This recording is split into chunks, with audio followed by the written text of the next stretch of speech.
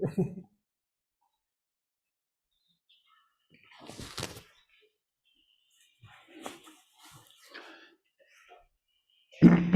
afternoon and welcome to this live stream looking at the path forward in these very contentious times. I'm Sherry Sylvester. I'm a distinguished senior fellow here at the Texas Public Policy Foundation, and this afternoon I'm going to be talking to former Texas Congressman Lamar Smith. Before I do that, I want to also welcome the people that are listening online and to let you know that when we finish this conversation, we'll be taking your questions as well as questions from people here in the room. So get them ready and we'll have Congressman Smith answer them. I have known Congressman Smith for years and years. I covered him in another life as a reporter at the San Antonio Express-News. He has been my congressman representing the district where I live. When we thought about looking for a path forward, one of the first people that I wanted to talk to was Lamar Smith. And that was only underscored as I was getting ready for this live stream and going over his extensive record. So often you look at what Lamar has done and the word prescient comes up, prophetic. Lamar has been ahead of his time for what is needed for Texas and what is needed for America his entire career. Lamar is a fifth-generation Texan, born and reared in San Antonio, where he attended TMI. He got his undergraduate degree at Yale, and his law degree at SMU.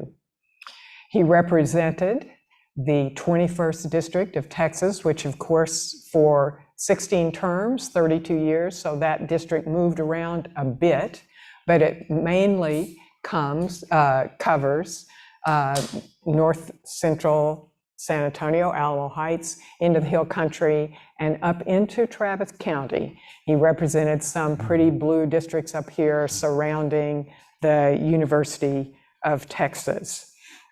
While in Congress, he chaired 3 committees, the first congressman in modern times to chair 3 committees: Judiciary, Ethics, Science, and Technology. He was also the senior member on the Homeland Security Committee. We'll be talking about that because Homeland's obviously been in the news a lot. In 2011, the University of Virginia and Vanderbilt came up with a algorithm, I guess we'd call it today, but a way to assess members of Congress. And they determined that Congressman Smith was the most efficient member of Congress. Now, we don't use the words efficient and Congress in the same sentence very often these days, but that's what they came up with. That same year, Politico named Congressman Smith Policymaker of the Year for his work on protecting intellectual property, which has been, again, a prescient move and something very important that he saw needed to be done before many other people did. He founded 2 caucuses while he was in Congress, one on immigration and border security and one on media bias. We're going to talk about that quite a lot. Congressman Smith is a veteran of many, many battles. He's been a champion for life, a champion against higher taxes, a champion for science and technology. And as I said, he was fighting the fight for media bias. He was an early named a climate denier. He was one of the first people to stand up against the climate change hysteria. We've got a lot of topical issues that we need to talk about, but I think one way to kind of set the stage for this group and those people who are watching online, it's easier to tell where you're going if you have an idea where you've been. Okay. So one of the things that's not on your published bio, and we don't talk about politics at TPPF, we're policy people, but in 1978, you were chair of the Bexar County Republican Party. This was surprising to me because who knew there was a Republican Party in Bexar County in 1978? So set the scene for us. What was that like? Okay, be happy to. First of all, Sherry, thank you for a most generous introduction. And it's good to be with you and TPPF and also with our audience as well. Well, if you want to start at the beginning, it was as Republican County Chairman in San Antonio. And just to put everything in context, first of all, it was a job nobody else wanted to do, so I was happy to do it. But in those days, in 1978, of the 50 county-wide, or not 50 county offices, Republicans only had one. We had a Republican constable on the north side of San Antonio, but that was the only one out of 50 offices held by a Republican. And 6 years later, we had a majority of the offices. And so that's probably pretty unusual for one party to just do so well. But we ran as reformers. There was such courthouse corruption that we could seize upon the issue of voting for the person, not for the party, and voting for different kinds of reforms. And like I say, after that, it just took off. We elected in 1980 a slate of 5 judges. In 1978, we elected Tom Rickoff, who was the first Republican elected countywide since Reconstruction. And so those were heady days. And there were 4 or 5 of us that were the so-called early reformers. And at one time or another, we all went on to hold office in Bexar County. But those were the good days. Bexar County is not doing so well today, as we've seen around the state. The metropolitan areas like Dallas and Houston and San Antonio have really become more Democratic than Republican. Although this year we may stage a comeback because of the demographics and because of the public opinion polls. But that's how it all started. So I feel like I was, at least in Bexar County, there were half a dozen of us who were present at the creation of the Republican Party to some extent. But in those days, when you chose to be a Republican, I had just come back from law school. And the question was, do I want to sort of be an accelerator in the Republican Party, or do I want to be a brake in the Democratic Party? And I wanted to be a reformer in the Republican Party. Ironically enough, when I got involved with the local party and became county chairman, I thought I was sealing off a future for myself in politics, because there was no hope for the Republican Party. Everybody was a Democrat, although some conservative Democrats.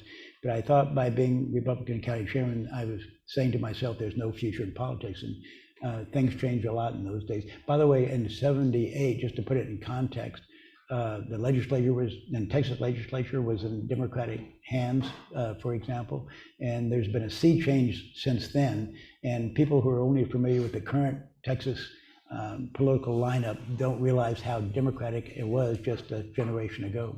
Right. Yeah, we didn't get control until 2003. Yeah. So Jimmy Carter was president in '78. Did that help? Oh, well, it might have, especially with Ronald Reagan beating him so easily and handily. That helped with the Republican Party across the board, absolutely.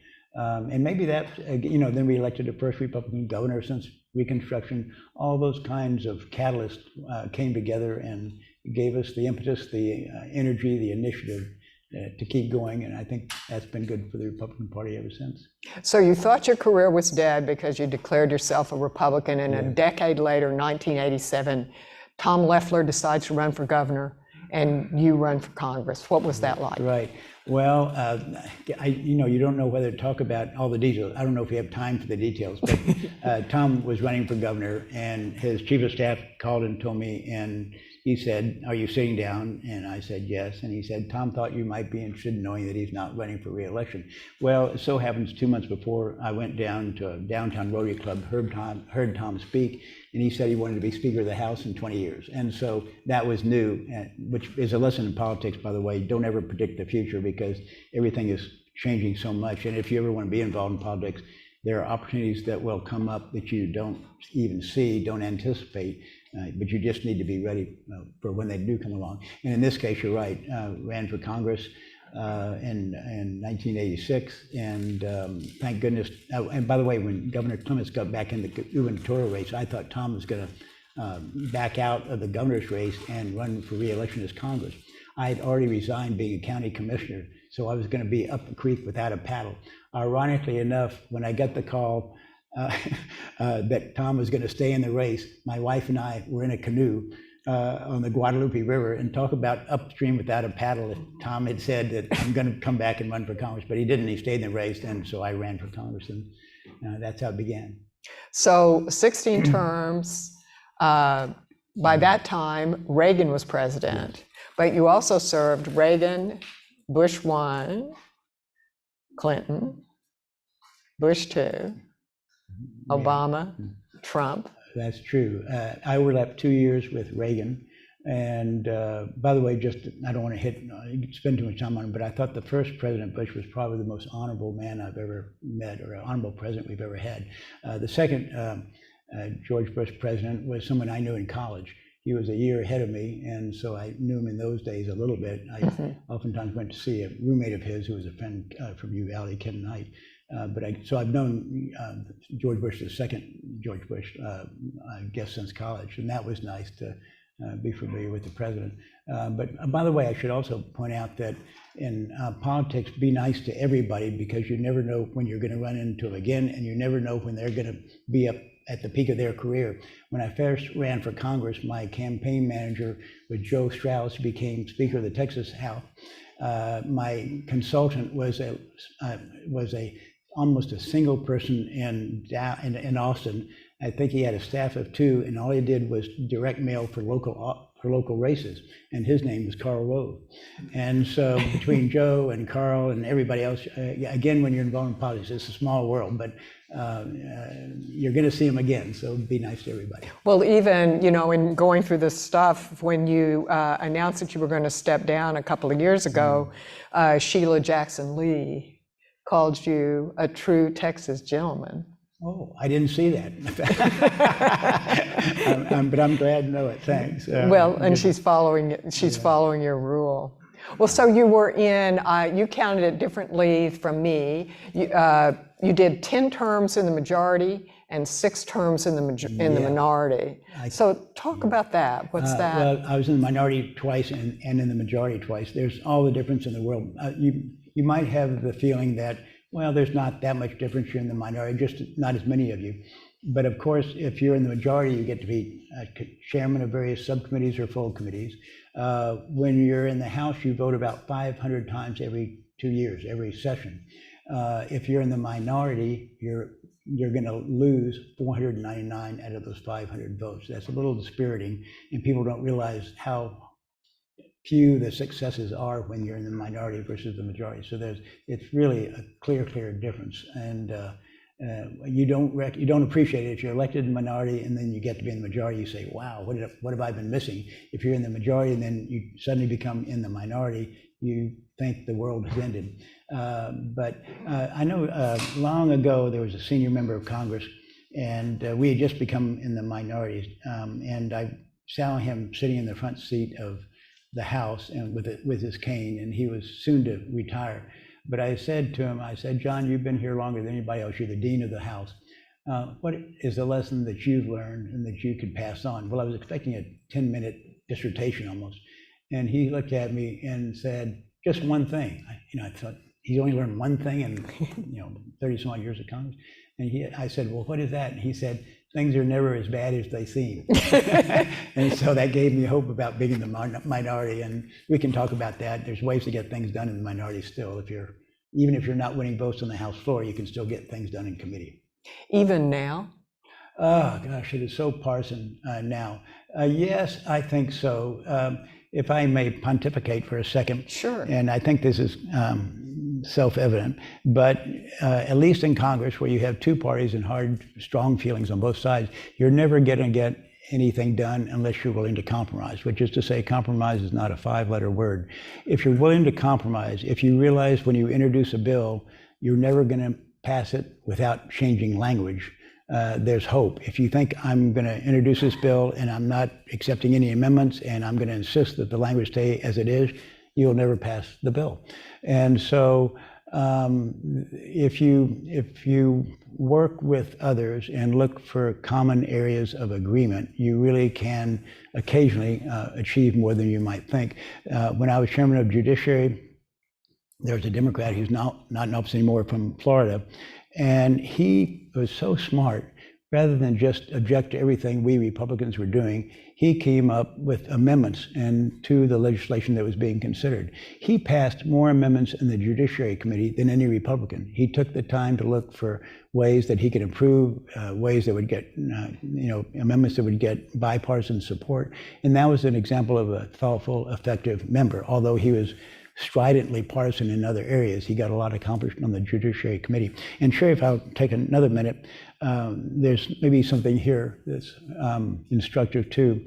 When I became chairman of the Judiciary Committee, I had a 90%, I think 92% conservative voting record. The ranking Democrat, who was my counterpart, was John Conyers from Detroit, Michigan. He had a 100% liberal voting record. On paper, we were never going to agree on anything.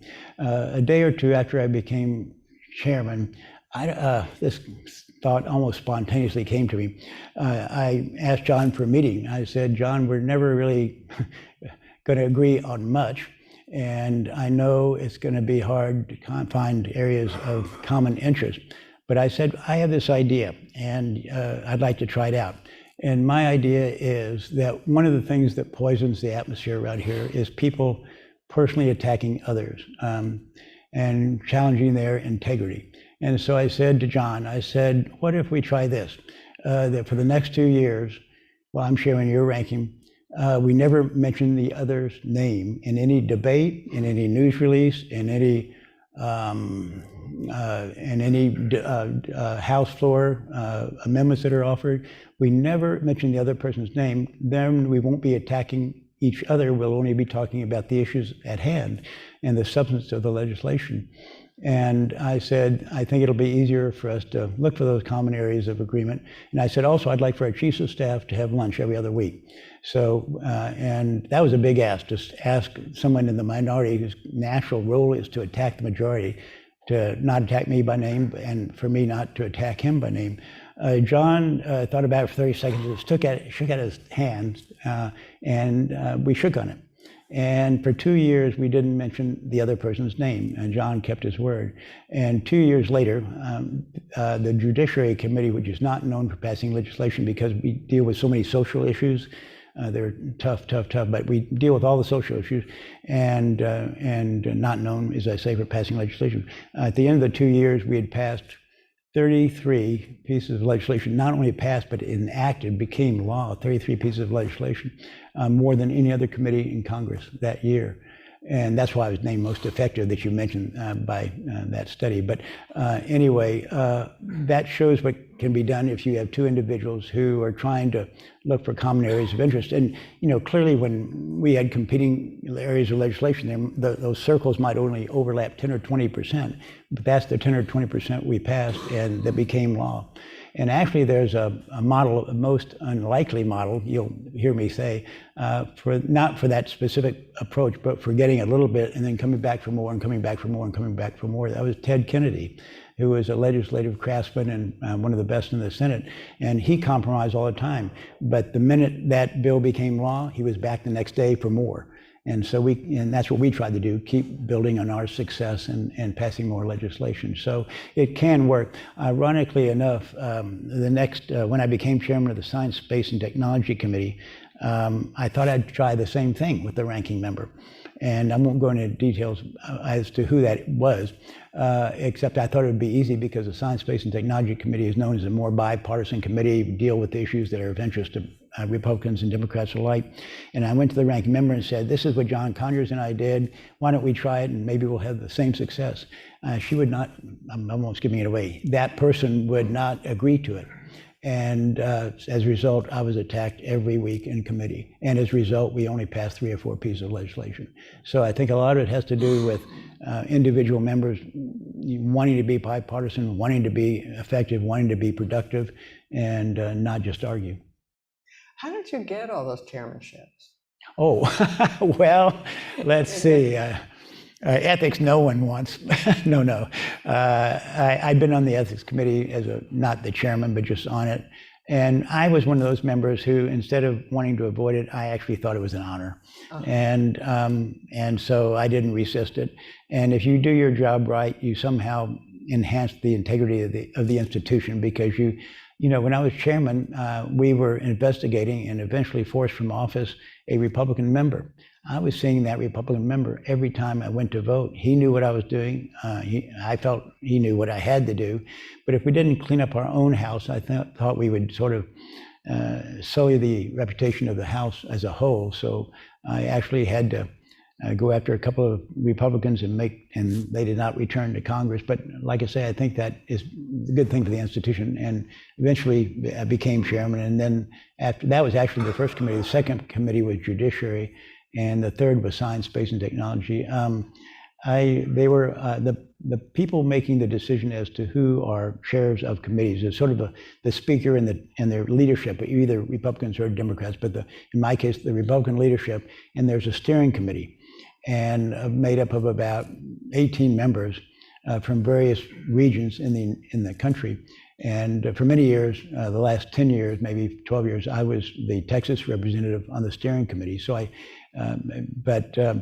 I was not the Texas representative when I was up for a Judiciary Committee chairmanship, and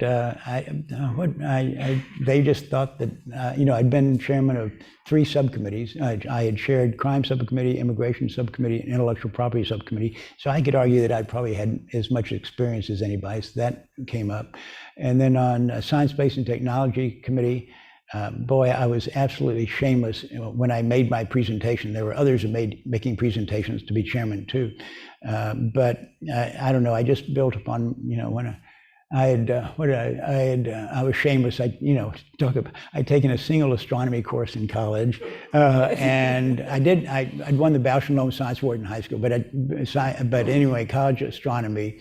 I named our first cat Betelgeuse after the Orion star, and then I don't know. I just threw in everything I could think about my interest in space and science and technology and things like that. And so they said, "Oh, he sounds good."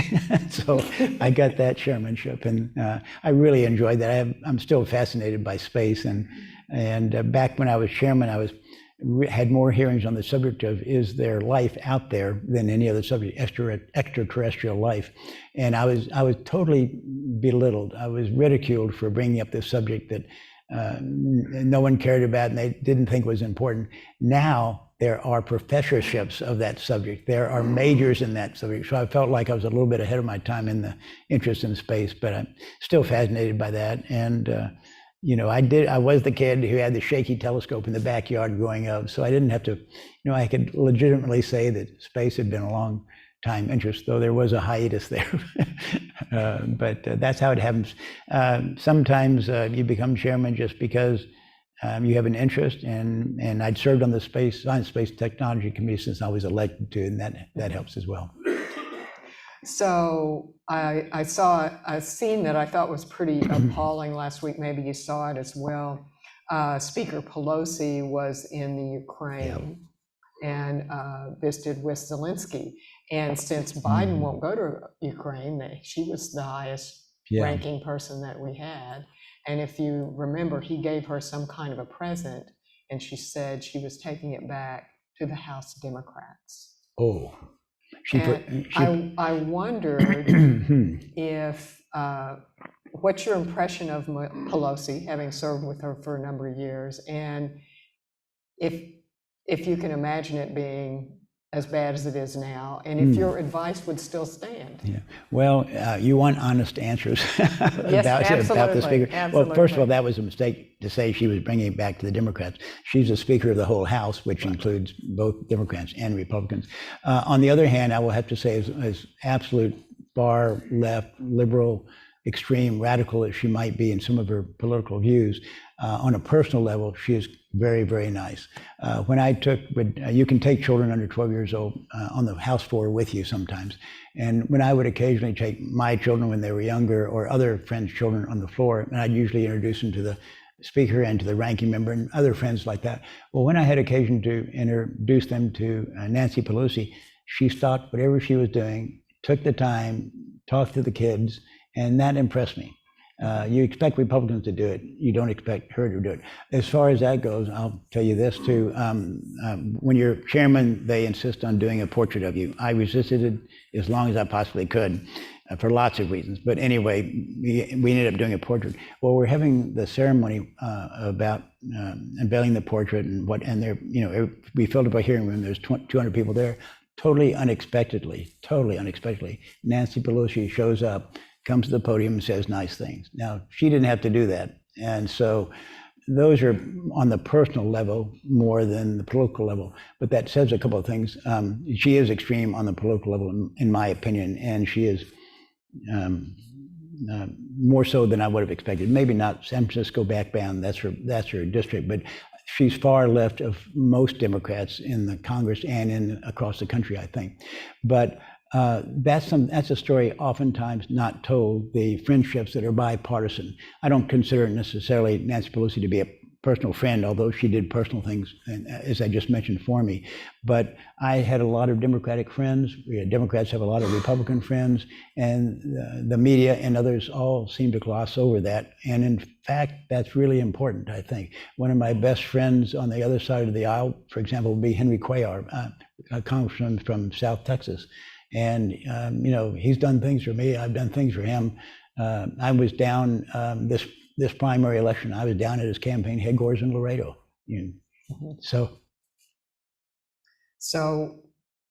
what you're saying, I think, for policy people is really important, which is not only to court the party in power. Because I think what we've learned here in Texas in the legislature is that particularly when we took away the Democrat veto, that required senators to go in and work with other senators. It's hard to do sometimes, but you're not necessarily going to win many battles if you don't have somewhat of a bipartisan approach. Doesn't mean you have to get all Democrats to agree with you, but maybe you can get a few of the right-minded kind of folks to be with you.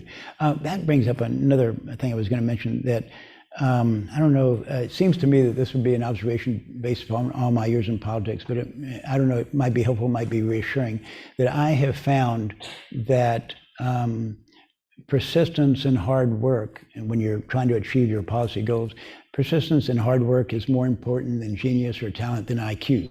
Not everybody's going to be valedictorian of their college or high school class. But I used to tell my daughter and son when they were younger, I said, there's always going to be someone smarter than you, but you can outwork them. Daughter Nell then replied one time, well, what if they're both smart and hardworking? And I said, well, that's going to be far and few between. But at least in Congress, the way to get things done, the way to get legislation passed is to be persistent and bounce back if you have a defeat, and come at it a different angle if you need to. I once had one of the best pieces of advice I got from a friend of mine, actually not in politics, but I think it's applicable to politics, very much so. He took 3 companies public. He's made and lost a lot of money and so forth, but and has retired. But I said, what's the key to your success? And he said, when someone tells me no, I hear maybe. And so that was, you don't come at it the same way, but you try to come up with a different angle that might entice somebody to support your position. But but I want to go back just to the persistence is so important.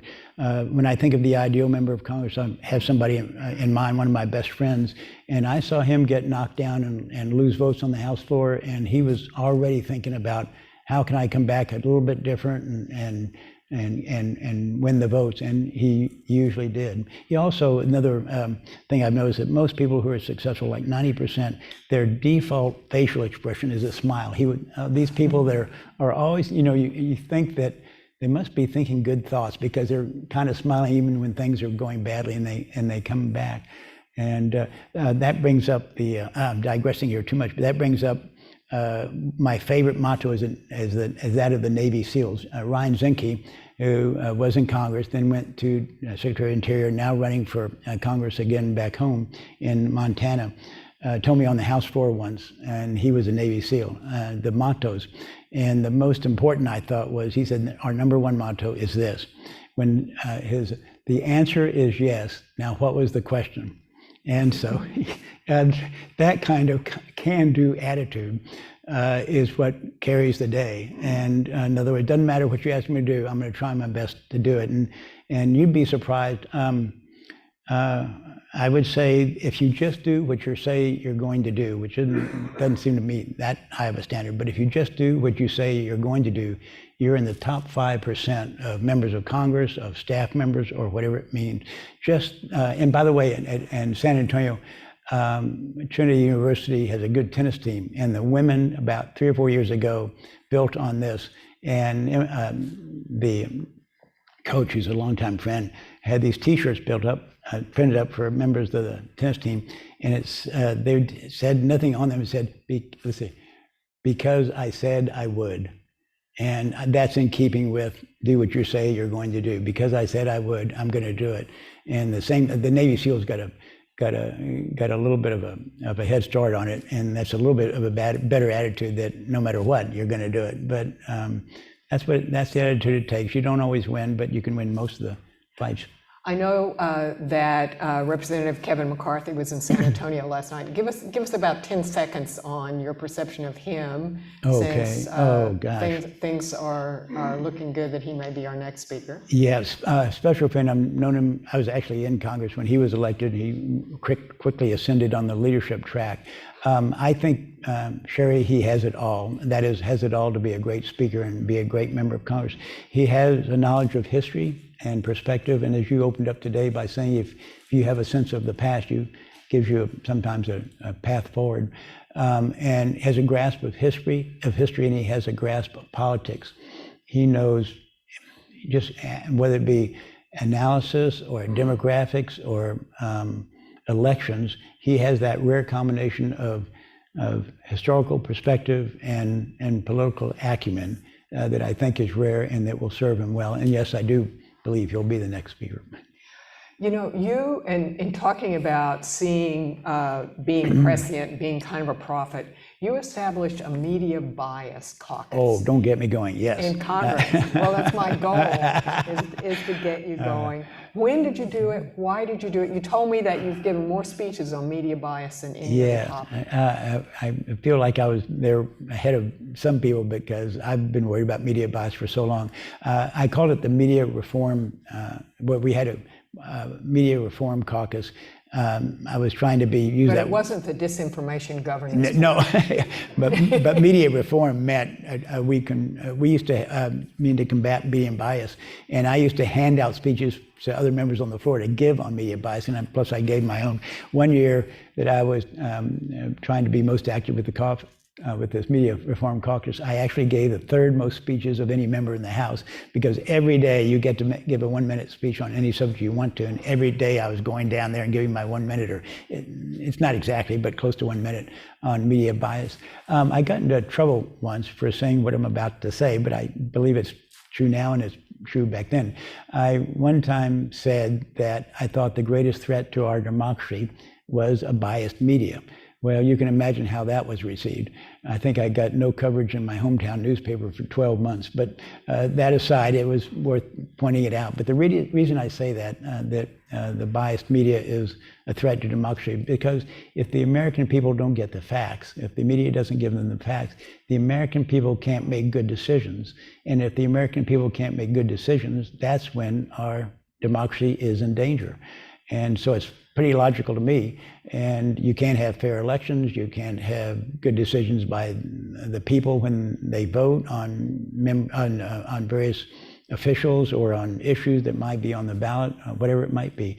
A couple of real examples of that. Back when we had President Trump, that over 90% of his coverage was negative. How can anybody survive that? And a lot of it was undeserved, some deserved. We all deserve some negative coverage, I guess. But that would be an example. Look at Twitter. I think we can talk about that. But Twitter regularly, repeatedly censoring conservative points of view, just opinions that happen to differ with their liberal philosophy, and they were censored, along with censoring the President of the United States. And so that's about to change, I think, with Elon Musk buying Twitter. He says he's a moderate in the middle politically, which I think he is, more maybe libertarian than Democrat or Republican. But he says he wants free speech, and by free speech he says, I want opinions on both sides, not just opinions on one side. So I think that will be a real a real sea change and be very helpful to the discourse around politics.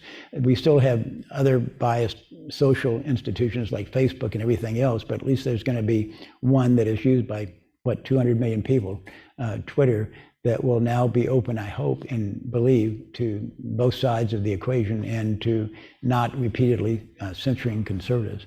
You know, I'm one of the people that know also that you did a brief stint as a reporter early in your life, and I'm wondering, you know, we find embedded bias. I want to read a quote about you. It's just a little, You didn't tell me this was coming, Sherry. Not a big quote. Okay. No, this is easy. As chairman of the Committee on Science, Space, and Technology, Smith repeatedly cast doubt on the overwhelming scientific consensus on climate change. I did. The news, yes, you did. The news is your position on climate change. Yes. The position that it's been debunked is the reporter's opinion. Yeah, right. Well, the alarmist views too. Interestingly enough, of course, the media is the one that reported in a biased fashion what my views really were. I mean, I agree that there is climate change, but I felt that one, it was exaggerated, and I can explain if you want me to. And two, the way to combat it, the best way to combat it, were through technological innovations, not through government mandates. And so, even though I acknowledged climate change, but said it's not as bad as a lot of people are saying, I was called a climate change denier. In other words, if you were a denier if you disagreed with them, even if you thought there was climate change. It just didn't make any sense to me. But I think, fortunately, I think that's an example of where the world is coming around. Now more often than not, it's recognized that technology is going to be the one that solves any climate change problems that we have. And by the way, just on that, and I don't need to get into it too much, but a couple of things to put it in perspective. The carbon emissions, first of all, the United States emissions are going down, which is the right direction. Second of all, carbon emissions, when you look at all the carbon emissions from the Earth, 4% are caused by humankind. 96% are nature.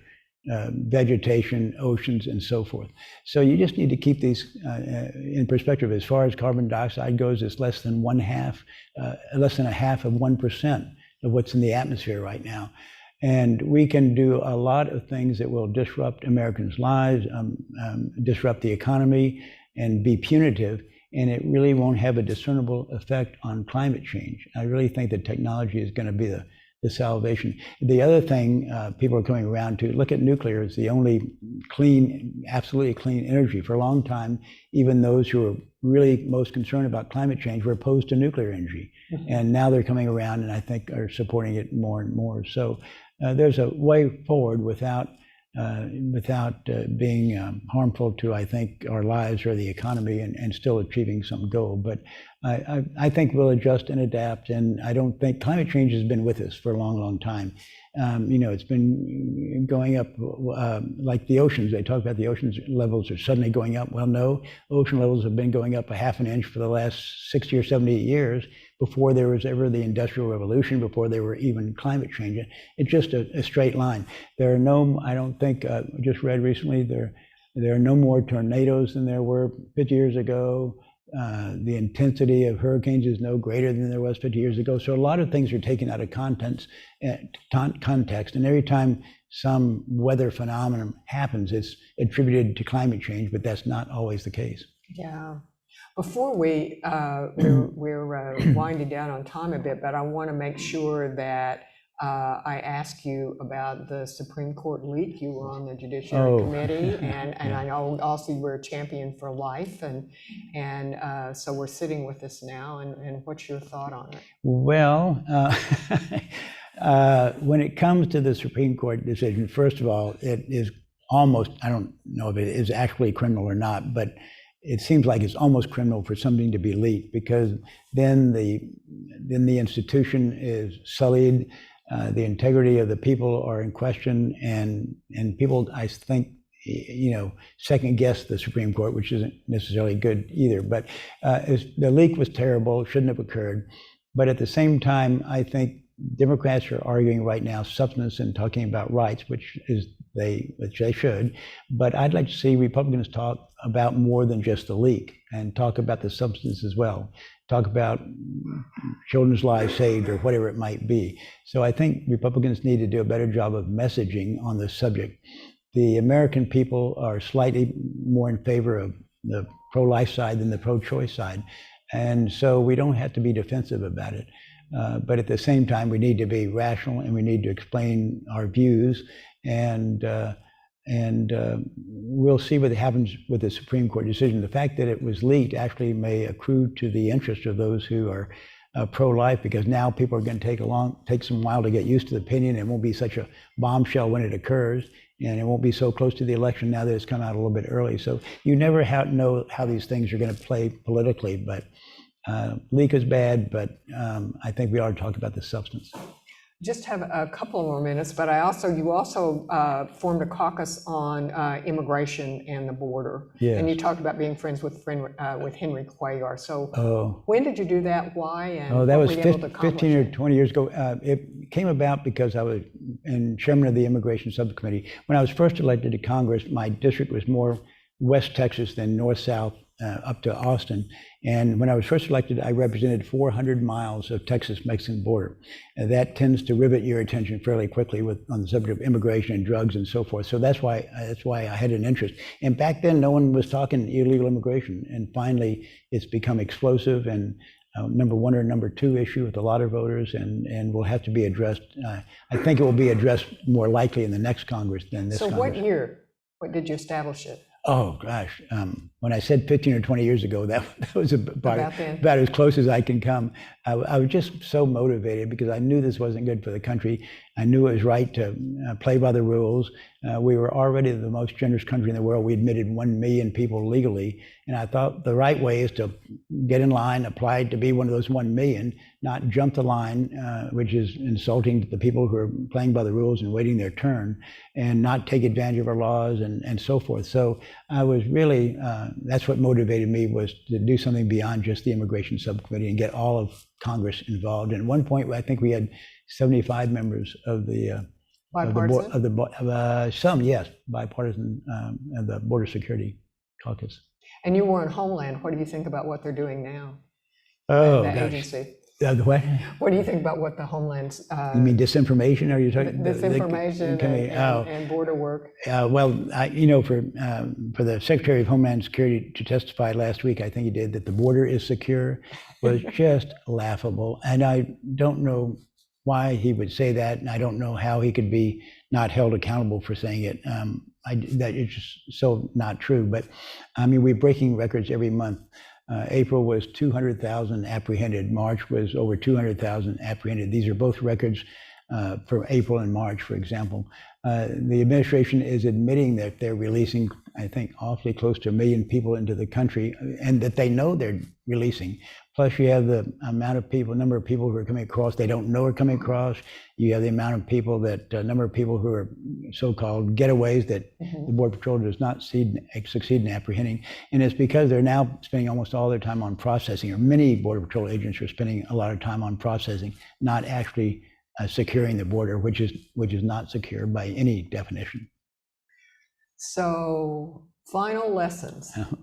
Final lessons learned. You told me you had looked at a lot of lessons. Oh gosh, I mentioned a couple about persistence and compromise, and I've mentioned the SEALs.